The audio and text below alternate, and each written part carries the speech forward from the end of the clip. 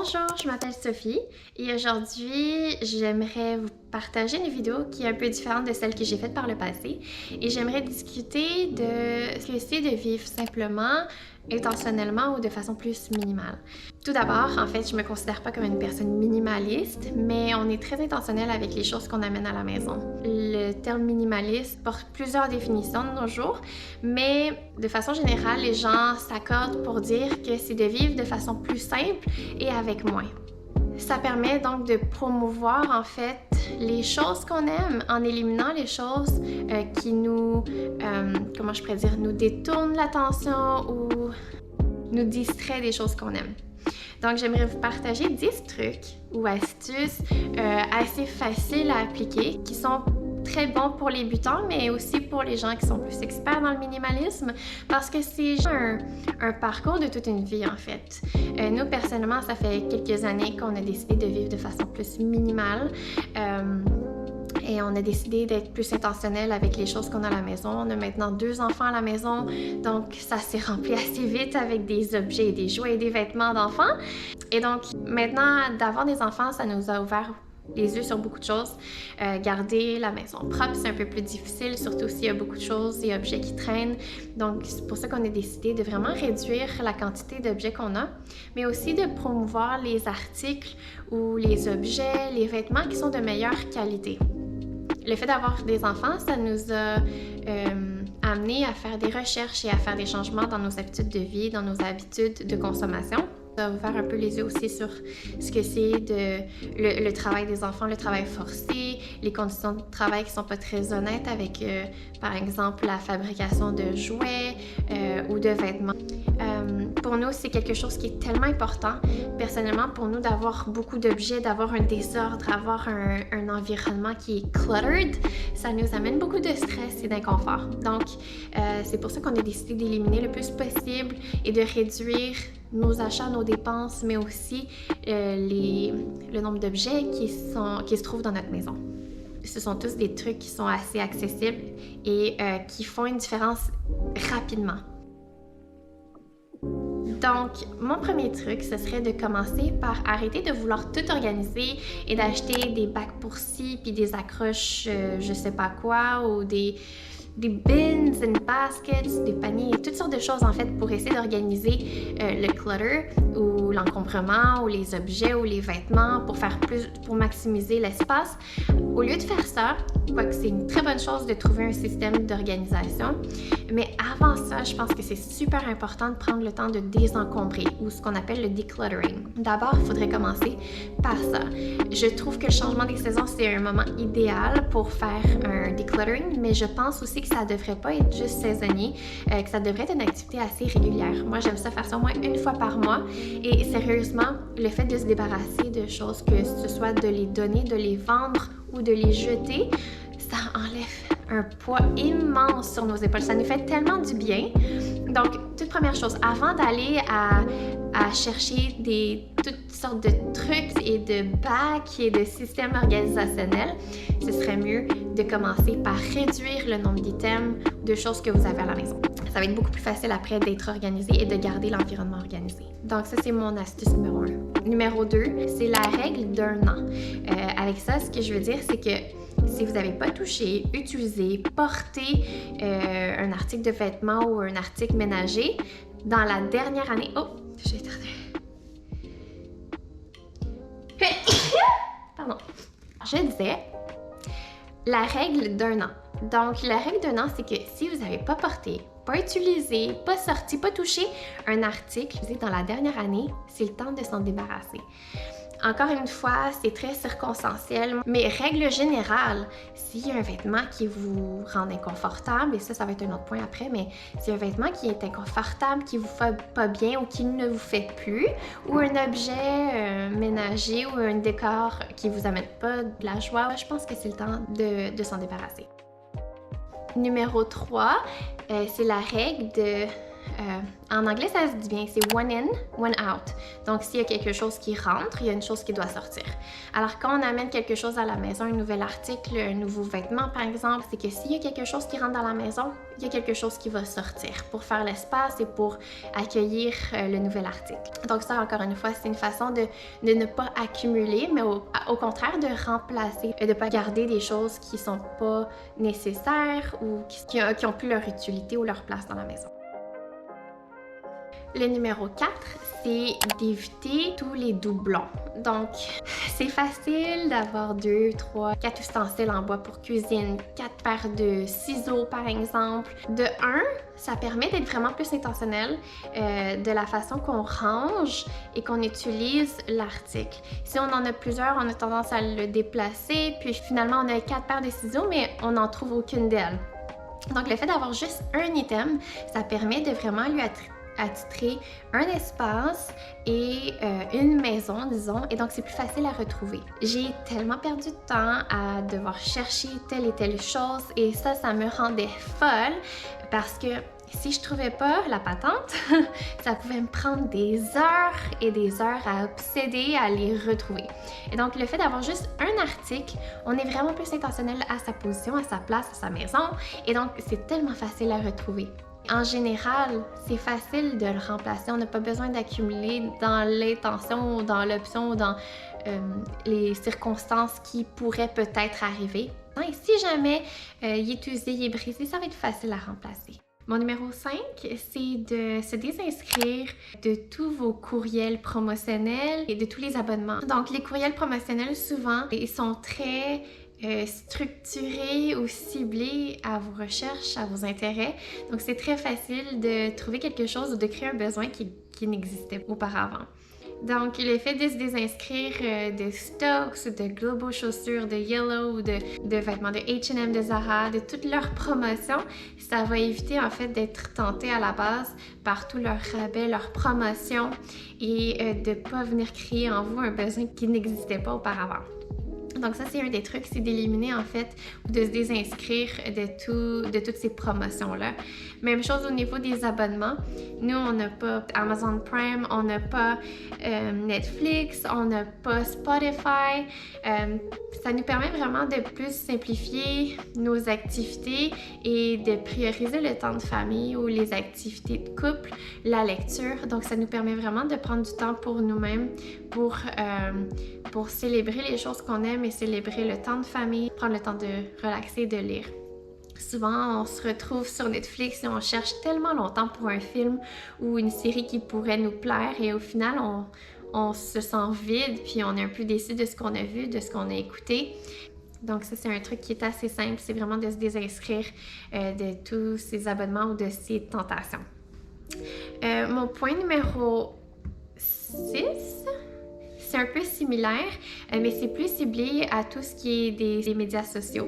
Et là, c'est un peu différent dans le sens que je parle surtout des chaînes YouTube, de tout ce qui est TikTok, j'allais dire TikToks? Oui, TikToks, Instagram, c'est pas des choses auxquelles moi j'adhère, c'est pas des choses que je vais visiter, j'ai pas ça sur mon téléphone non plus.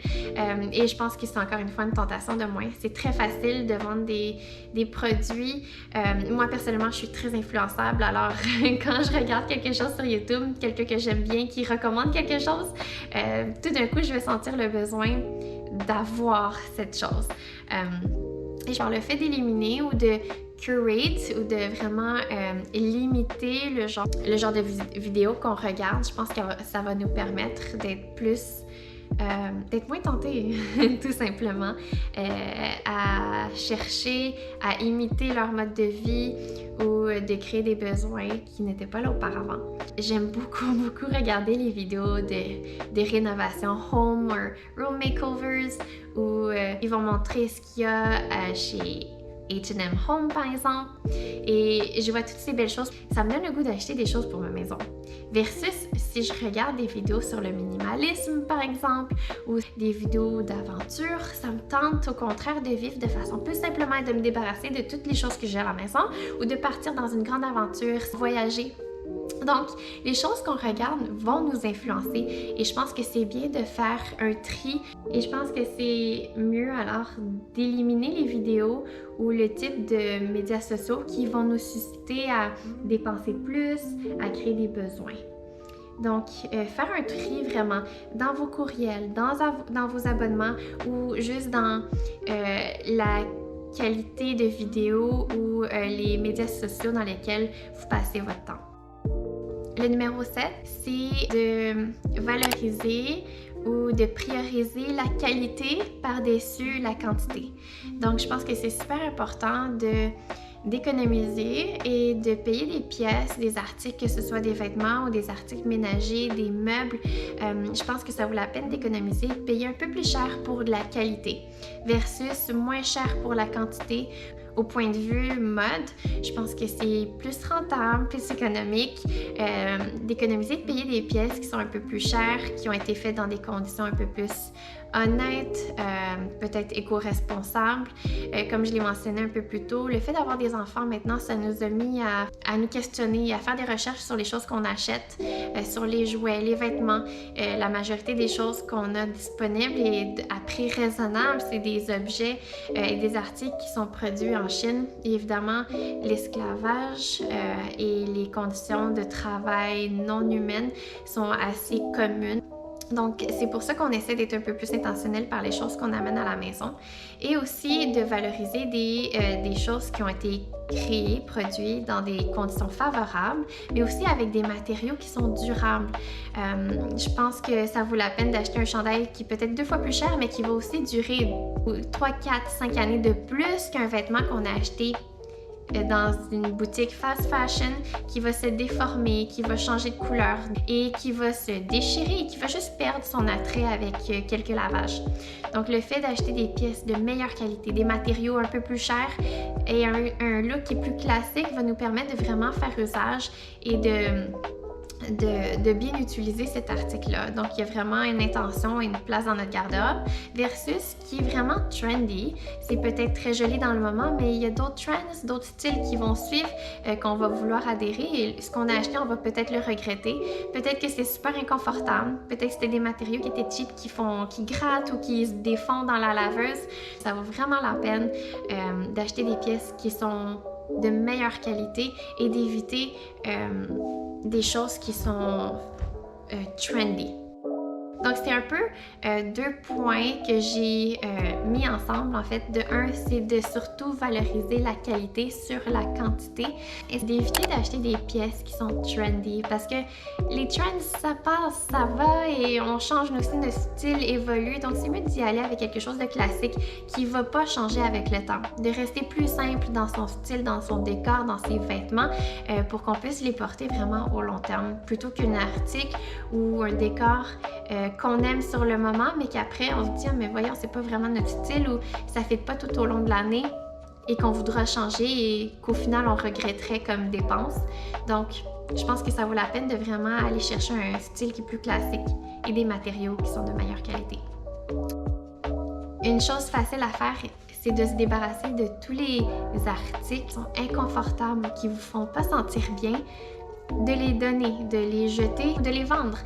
J'ai des souliers à talons que j'ai collectionnés depuis 10 ans et ça me fait de la peine de m'en départir parce que je les aime, mais je les porte pas. Non seulement mon style a changé, mais aussi mon mode de vie. J'ai 2 enfants, porter des talons pendant la grossesse, non merci. Puis courir après des enfants en talons, c'est un petit peu dangereux. Donc, c'est pour ça que j'ai pas trouvé usage pour ces beaux souliers-là. Et donc, c'est pour ça que j'ai décidé soit de les vendre, puis si ça se vend pas, de les donner. Numéro 8, c'est faire une liste de ce que vous avez besoin avant d'aller magasiner ou avant de faire votre épicerie. C'est de créer une liste de tout ce que vous avez besoin et de rester fidèle à cette liste. Mais avant même de faire cette liste, c'est super important de connaître l'inventaire des choses que vous avez déjà. Donc, par exemple, avant d'aller magasiner une pièce de vêtement, je vais vraiment aller cibler c'est quoi mes besoins. OK, là, j'ai vraiment besoin d'un pantalon, d'un jean. Je vais regarder ce que j'ai, je vais donner ce qui me fait plus. Et quand j'irai magasiner, je vais vraiment juste chercher pour ça, pour éviter de détourner mon attention et d'acheter des choses que j'ai pas vraiment besoin. Même chose au niveau de l'épicerie. Regardez dans votre frigidaire, dans votre congélateur, dans vos armoires, qu'est-ce que vous avez, qu'est-ce que vous pouvez créer avec ce que vous avez, qu'est-ce que vous pouvez développer comme menu pour utiliser vraiment tous les ingrédients. Et comme ça, quand vous êtes rendu au magasin, restez fidèle à cette liste-là. C'est pas toujours facile, mais le fait de créer une liste et de savoir ce qu'on a va vraiment nous permettre d'éviter d'acheter des superflus ou d'acheter des doublons ou des triplets de ce qu'on a déjà à la maison. Numéro 10. Ouais, c'est ça. OK. Ça se peut que j'ai mélangé tous les numéros. Bref, les 10 astuces sont là, quelque part. Mais mon numéro 10, c'est en fait un défi que j'aimerais vous lancer. Je sais personnellement que moi, je fonctionne relativement bien quand on me lance un défi. Je suis quelqu'un de nature très compétitive. Donc, j'aime fonctionner par cette méthode-là parce que ça m'amène beaucoup de motivation. Mon défi, c'est de, pendant un certain temps, essayer de ne rien acheter de superflu. C'est ce qu'on appelle le No Buy ou No Spend Challenge. Donc, pendant cette période de temps, essayez de ne rien acheter de superflu et d'utiliser le plus qu'est-ce que vous avez déjà à la maison. Donc, par exemple, c'est d'avoir une épicerie assez stricte en essayant d'utiliser le plus possible ce que vous avez déjà dans vos armoires, que ce soit des dry goods, alors les cannes et tout ça. Essayez d'être inventif avec la nourriture et évidemment d'éviter toutes les sorties au restaurant, les food deliveries, donc la livraison de nourriture, l'achat de vêtements, de cadeaux, peu importe. Essayez d'éliminer tous ces achats autres qui sont vraiment nécessaires, comme l'essence, la nourriture et tout. Et voyez comment vous êtes capable d'économiser dans juste cette petite période de temps. Faites une comparaison entre un mois sans ce défi, un mois avec ce défi, et voyez combien vous avez économisé. C'est quand même eye-opening. Vous allez être choqué des fois par comment c'est facile de dépenser l'argent, mais aussi comment c'est facile d'économiser. Alors voilà, c'était mes 10 astuces ou trucs pour débuter votre parcours vers une vie plus simple, plus intentionnelle, plus minimale. Merci beaucoup de votre attention et de votre patience et je vous souhaite une excellente journée. Bye!